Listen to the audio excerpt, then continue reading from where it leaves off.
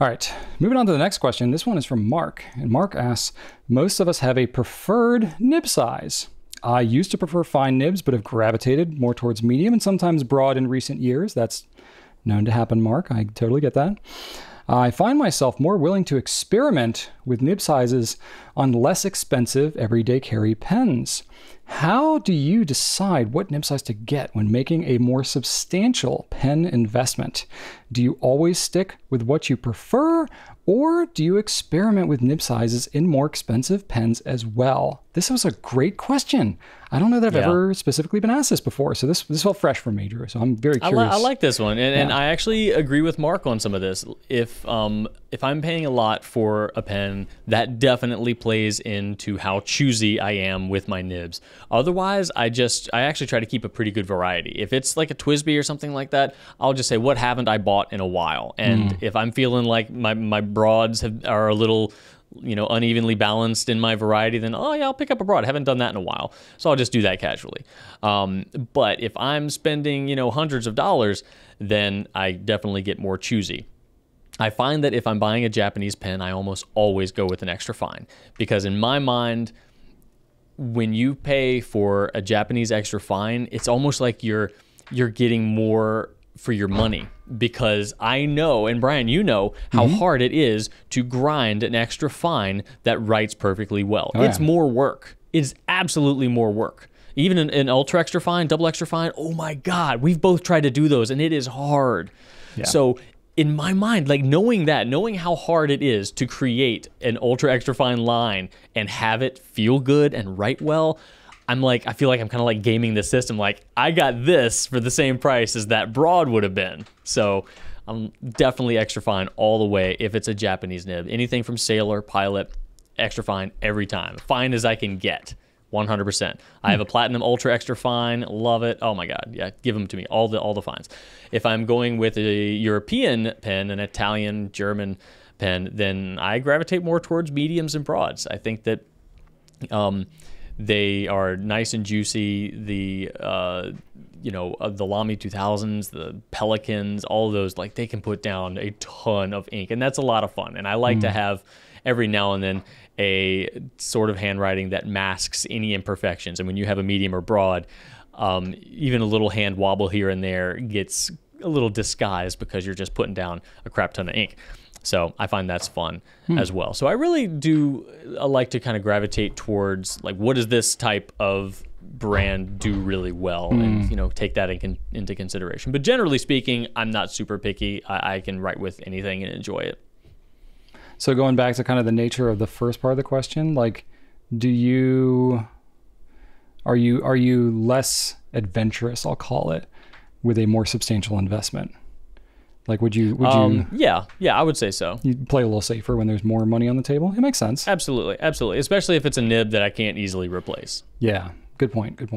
Yeah. If it's like if it happens to be a $300 some handmade pen that does have a Yovo nib, then I won't really care, because I know I can find that. But if it's an artisan pen handmade in the U.S. somewhere, those are around, and they can hang out in that $300, $400 range. But if they've got a Yovo nib, then I don't care. Whatever they have in stock. If you see them in a pen show or something like that, what nib does that have on it? Oh, medium. All right, sure, fine. Yeah, fair enough. I'm kind of in the same boat. I'm probably very much an outlier answering a question like this, because I have more than any reasonable amount of pens that anyone should approach having. Yes. Partly by choice and partly by just the nature of what I do. That said, in my earliest days, when I didn't have as much experience and I was buying, like my first Pelikan M800, they were coming out with a 1.5 millimeter stub. I'd never used one. It was that was the most expensive pen that I bought at that time. I'd never used that nib. I bought it, and it performed differently than what I thought. And I was disappointed with that nib for a little while. Had some, not to disparage it or anything like that, but it was just different than what I was expecting. So definitely I felt the burn of making a more speculative purchase on a pen that was in that holy grail kind of territory. And I was, having to deal with the consequences of that. So, I totally understand the whole playing it safe kind of mentality. So I think for me, generally speaking, these days, you know, I have a unique perspective because, I mean, if you look at our Nib Nook tool, literally every nib that we carry, I have written with. So I have experience with every brand, every model, every nib size that we've ever carried. So, you know, granted, I can't go into super detail about all the intricacies and differences between every single one of those, but I have enough experience where I pretty much know what I like and I know what I'm going to want when I'm going to pick out a pen. So I'm in a unique spot there. But even with that in mind, I'm a little bit like Drew. I will tend to go more with what I know that I like on a more expensive pen because I know that I'm going to want to take care of it and use it and just make sure that I am going to really enjoy it. That said, you don't always get that choice because sometimes when you get more expensive pens, you might, or like limited editions and things like that, it might only come in medium or fine or something like that. And if you love double broad obliques, well, you're not going to get that as an option on most pens. So some of that you might have to be a little bit flexible. So I tend to gravitate towards either like fines or broads on some of these pens where there are more limited options when you're talking about expensive pens. Now, when you're talking, I mean, really, I would consider like gold nib pens and on up. You know, that's pretty much what we're talking about in these more expensive pens. For me, I will actually kind of do a little bit what Drew says, where I will look at the individual manufacturer or the pen model, and I'll say, what's unique here? You know, like most of my personal sailor pens are zoom nibs and medium fines because you can't get those on other brands. So I like to have that experience, and I think they're cool and interesting. But of course, I have a large pen collection that I can choose other nib sizes if I want to write with something. If my options were more limited, I'd probably play it a little more safe. But I like Drew, it's like platinum. They've had like one pen that's had ultra extra fine. Well, I've got that, you know. I have the soft fine and the 3776 on certain limited editions. And I will almost always gravitate, just because I like to have a breadth of experience, I'll almost always gravitate towards what is unique and kind of, you know, special to that brand or that model first, even if it's not the nib size that I personally prefer to use, because I want to have that experience and then be able to draw upon that as we talk about things in videos like this, whether or not I'm personally going to use that pen a lot in my daily writing. Let me ask you a question though. You mentioned getting so many zoom nibs. Do you actually subjectively enjoy writing with those more than any other sailor nib?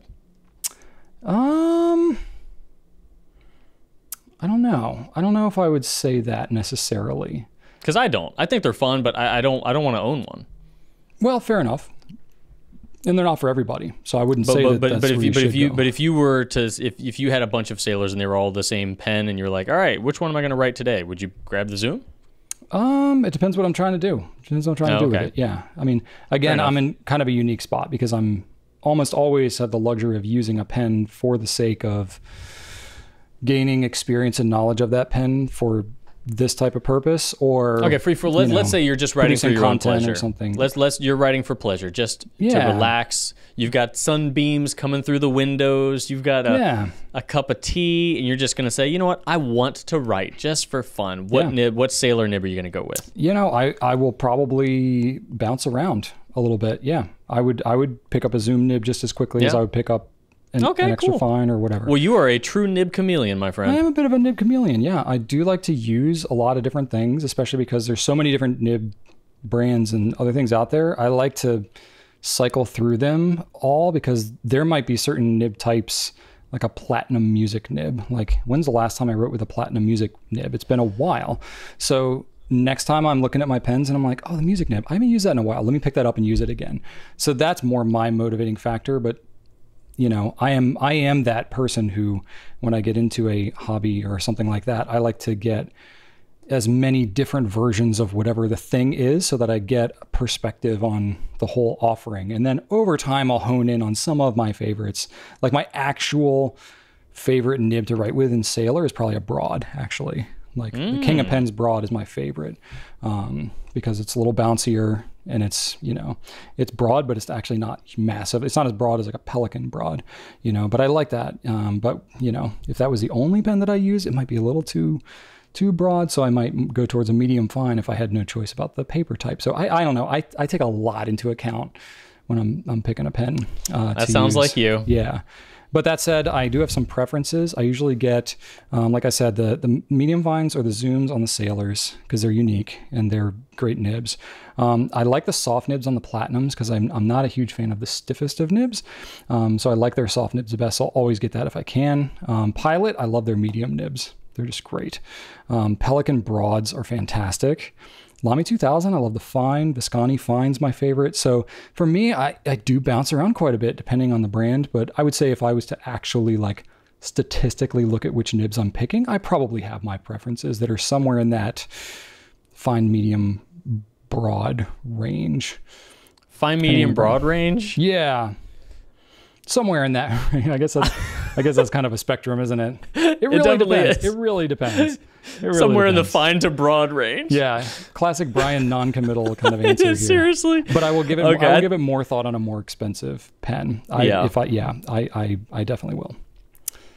Awesome. Well, I think we're good on that question. All right. I'm not sure we actually answered any of it, but go ahead.